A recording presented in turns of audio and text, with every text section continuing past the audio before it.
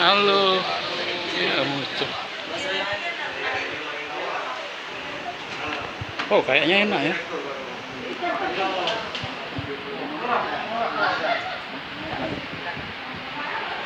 Ini daftar dulu ya. Sama Mbak nanti tak mau.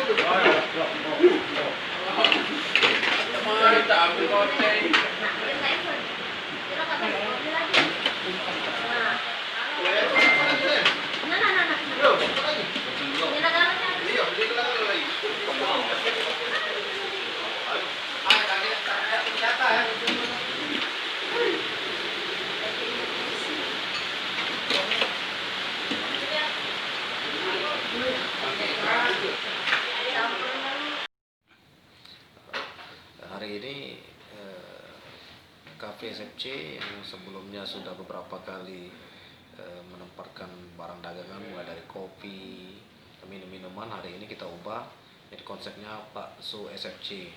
Bakso SFC ini inspirasinya tentu ini kan makanan rakyat, makanan yang sudah sangat kita kenal.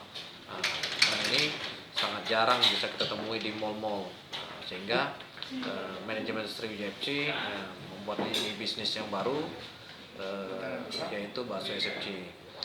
Untuk bakso SFC ini harga yang kita berikan ini sangat bersahabat kepada masyarakat.